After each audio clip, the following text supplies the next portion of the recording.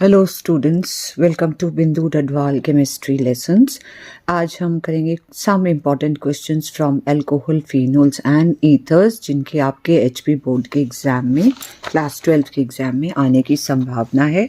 Sample paper और model papers को देखकर question number 12 multiple choice question, assertion और रीज़न वाला क्वेश्चन फिनोल्स, अल्कोहल, फिनोल और ईथर्स से आ रहा है। क्वेश्चन 16 2 मार्क्स का क्वेश्चन जो है ये चॉइस वाला क्वेश्चन है। या पहली चॉइस ईथर से है, दूसरी अल्कोहल से है। टेस्ट वाले question basically. Question number 18 2 marks का ये अल्कोहल फिनोल से आ रहा है।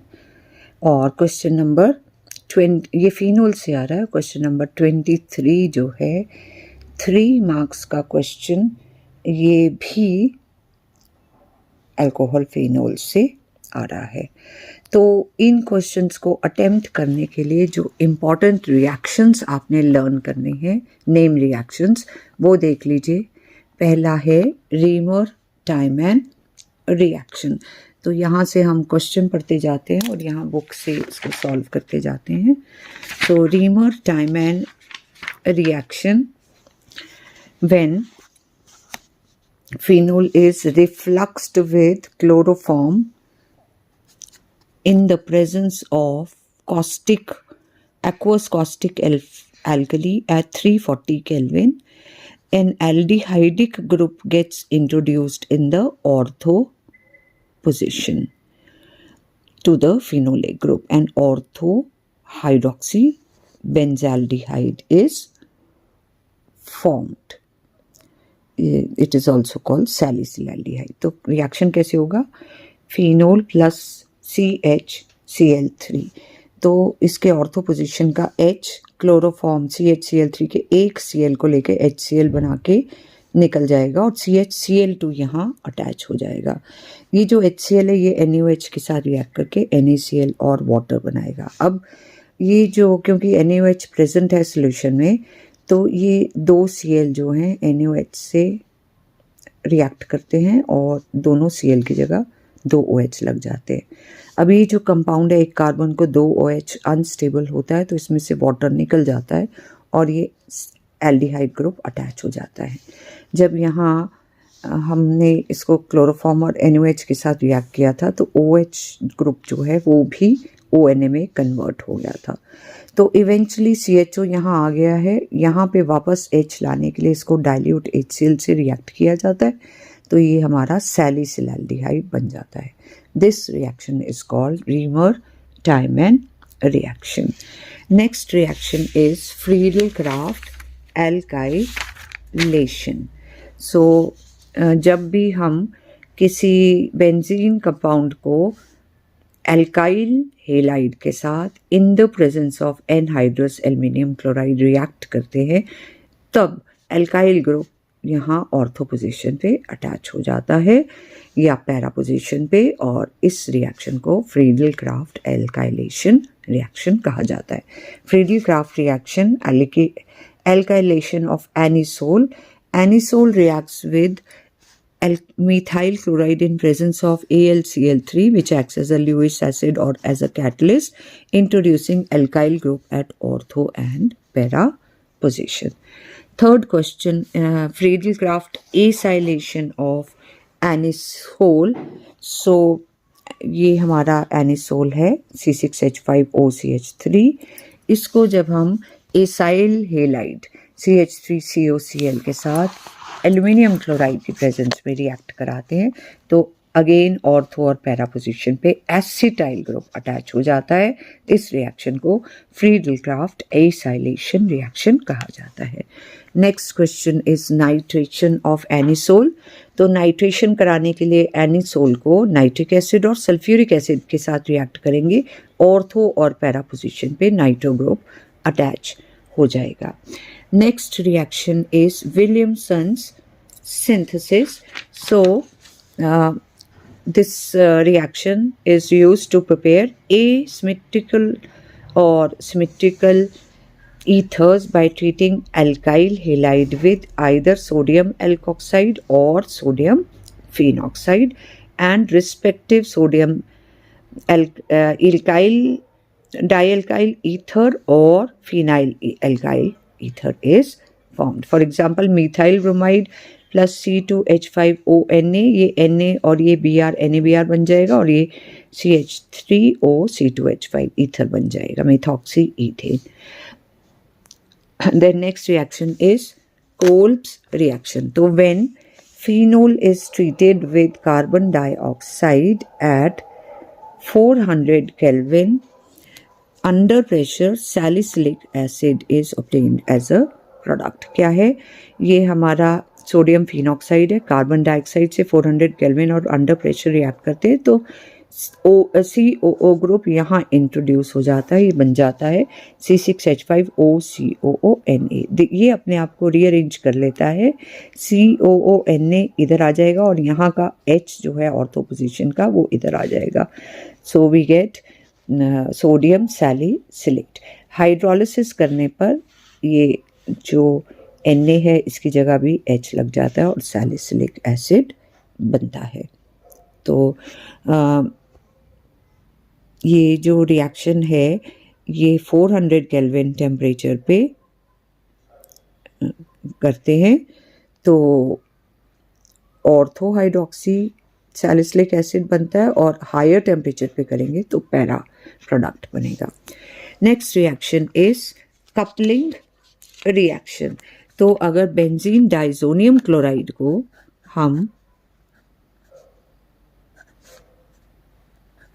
N2 positive Cl negative phenol के साथ रिएक्ट करते हैं तो पैरा पोजीशन पे का हाइड्रोजन इसके Cl के साथ बेसिक मीडियम में HCl बना के निकल जाता है और as a result para hydroxy azobenzene बनता है.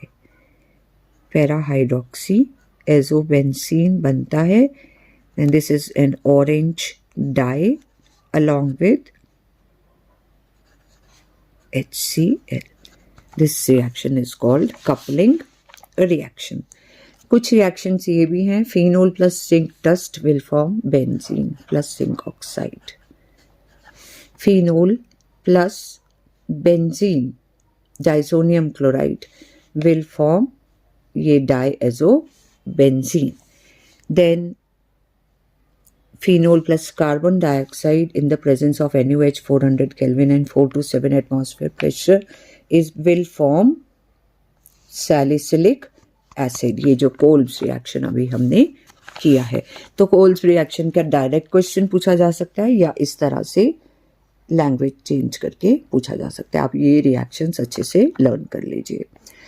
ऑल्सो एक रिएजेंट है ल्यूकास रिएजेंट और एक टेस्ट है Lucas test which is use to distinguish between primary secondary and tertiary alcohols. तो ये टेस्ट भी आपने अच्छे से लर्न करना है. Lucas test for distinguishing between primary secondary and tertiary alcohols. How can you distinguish between primary, secondary and tertiary alcohols by Lucas test? So alcohol is treated with equipolar mixtures of concentrated hydrochloric acid and anhydrous zinc chloride. इसको Lucas reagent कहा जाता है. तो alcohol gets converted into alkyl halide. Now since the alkyl halides are insoluble in water, turbidity appears. लेकिन तीनों alcohols का जो rate of reactivity है वो डिफरेंट होता है. तो कौन कितनी जल्दी टर्बिडिटी प्रोड्यूस करता है उससे हमें पता लग जाता है किस तरह का अल्कोहल है. A tertiary alcohol produces cloudiness immediately. Secondary alcohol produces cloudiness with in 5 minutes and primary alcohol produces turbidity only upon heating. और जो रिएक्शन होता है वो ये होता है कि फिनोल HCl के साथ जब एनहाइड्रस जिंक क्लोराइड की प्रेजेंस में रिएक्ट करती है तो OH और H वाटर बना के निकल जाते हैं और Cl अटैच हो जाता है और इनसॉल्युबिलिटी कितनी जल्दी होती है उससे पता लग जाता है कैसा एल्कोहल है. Then next important questions are phenol is more acidic than ethanol. Why? So phenols are more acidic than normal alcohols. This is because of resonance. Both phenol and alcohols are acidic because they give H plus ion in aqueous medium. But phenols are more acidic than alcohol. This acidic character is explained on the basis of resonance. So both phenol and phenoxide ions are resonance stabilized. Phenol will act as an acid if it gives a proton and forms phenoxide ion. Now alcohol will give proton and form alkoxide ion, but phenoxide ion is resonance stabilized, alkoxide ion is not. अब phenol और phenoxide दोनों में ही resonance होती है, लेकिन ये दोनों structures बना के हम बताते हैं कि फिनॉक्साइड ज़्यादा स्टेबल होता है. फिनोल में जब रेजोनेंस होती है, यहाँ के इलेक्ट्रॉन्स इधर आए और नेक्स्ट बॉन्ड के इलेक्ट्रॉन्स इधर आए, तो यहाँ डबल बॉन्ड कैरेक्टर आ गया और यहाँ नेगेटिव चार्ज हो गया जो डिस्पर्स होके ये इलेक्ट्रॉन इधर आए और ये इधर आए तो नेक्स्ट स्ट्रक्चर बना, फिर ये इलेक्ट्रॉन इधर आए, ये इधर आए तो नेक्स्ट स्ट्रक्चर बना. इस तरह फिनोल के 5 रेजोनेटिंग स्ट्रक्चर्स हैं, लेकिन इसमें आप क्या देखते हैं, चार्ज डिफ्रेंसिएशन. पॉजिटिव और नेगेटिव दोनों ही चार्जेस है और पॉजिटिव चार्ज ज़्यादा इलेक्ट्रोनेगेटिव ऑक्सीजन एटम पे है जो कि रेजोनेंस को इतना ज़्यादा कंट्रीब्यूट नहीं करता है, इसलिए फिनोल कम स्टेबल होता है. जबकि फिनॉक्साइड आयन में जब ये 6 इलेक्ट्रॉन्स में से 2 इधर आएंगे और ये वाले इलेक्ट्रॉन इधर जाएंगे तो ये नेगेटिव चार्ज डिस्पर्स होगा. अब नेगेटिव चार्ज पूरे रिंग में डिस्पर्स कर रहा है तो ये इसको स्टेबिलिटी लेके आता है. और क्योंकि एक ही चार्ज है और ऑक्सीजन पे नेगेटिव चार्ज आ रहा है या न्यूट्रल है, तो these resonating structures of phenoxide ions are more stable than phenol. So the comparison of structures of phenol and phenoxide ion shows that the 3 structures of phenol 3, 4 and 5 have positive charge on oxygen of OH group. This oxygen attracts electron pair of OH bond strongly towards itself and therefore H plus can be released easily. Moreover, phenoxide ion is more resonance stabilized than phenol, hence phenol is more acidic. On the other hand, there is no such stability in case of alcohol as well as alkoxide ion. तो इस question का answer देने के लिए, जिसके आने की chances बहुत ज़्यादा है, आप इन रेजोनेटिंग स्ट्रक्चर्स की प्रैक्टिस कर लीजिएगा. Then next question is write mechanism of acid dehydration of ethanol to yield ethene. So the mechanism is shown ahead. Acid dehydration के लिए फर्स्ट स्टेप में अल्कोहल जो है एक प्रोटॉन के साथ कंबाइन करके एक प्रोटोनेटेड अल्कोहल बनाता है. इसके लोन के पेयर ऑफ इलेक्ट्रॉन पे प्रोटॉन आएगा और इस तरह से ऑक्सीजन पे पॉजिटिव चार्ज आ जाएगा और ये प्रोटोनेटेड अल्कोहल बन जाएगा. सेकेंड स्टेप में ये जो प्रोटोनेटेड अल्कोहल है अपने पॉजिटिव चार्ज को ख़त्म करने के लिए इस बॉन्ड को तोड़ के इसके इलेक्ट्रॉन लेके वाटर बन के निकल जाता है और पॉजिटिव चार्ज वाला इथाइल कार्बोकेटाइन बन जाता है. और थर्ड स्टेप में ये इथाइल कार्बोकेटाइन जो है ये अपना एक प्रोटॉन लूज करके यहाँ डबल बॉन्ड बना के एल्कीन बना लेता है और as a result proton regenerate होता है. तो this is the mechanism of acid of dehydration of ethanol to yield ethene. पहले हुआ प्रोटोनेशन, फिर वाटर डिटैच हुआ और कार्बोकेटाइन बना और फिर प्रोटॉन डिटैच हुआ और एल्कीन बना. Then what happens when phenol is treated with dilute nitric acid at low temperature? So when phenol is treated with dilute nitric acid at low temperature, then ortho और para position पे nitro group attach हो जाएगा. एक ortho nitrophenol बनेगा और दूसरा para nitrophenol बनेगा. What happens? Next question is what happens when phenol is treated with concentrated acid? और अगर phenol is treated with concentrated acid HNO3 तब नाइट्रेशन तीनों 2, 4 और 6 तीनों पोजीशन पे NO2 ग्रुप लग जाता है and 2, 4, 6 tri nitrophenol is form which is also known as picric acid. ये रिएक्शन भी आपको पता होना चाहिए। डाइल्यूट में ऑर्थो और पैरा नाइट्रोफिनोल बनते हैं, जबकि कंसंट्रेटेड में 2,4,6 ट्राई नाइट्रोफिनोल बनता है। Why are alcohols weaker acids than water?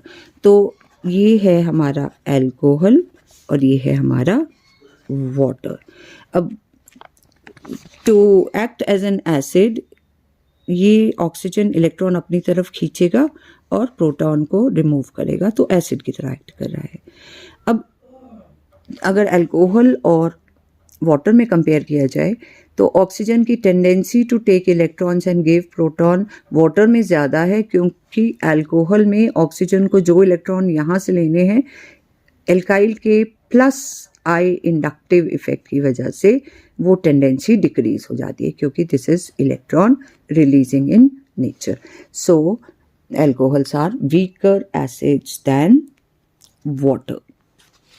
तो ये सारे क्वेश्चंस जो हैं आपके सैम्पल पेपर्स और मॉडल पेपर्स से हमने लिए हैं और आप इनको लर्न कर लीजिएगा।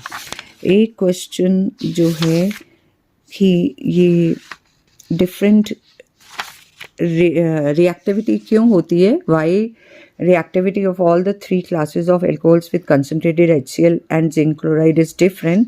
तो उसके लिए ये है कि अल्कोहल HCl के साथ रिएक्ट करके प्रोटोनेटेड अल्कोहल बनाता है, ये फास्ट रिएक्शन है, और प्रोटोनेटेड अल्कोहल जो है ये वाटर रिमूव करके कार्बोकेटाइन बनाता है, ये स्लो स्टेप है।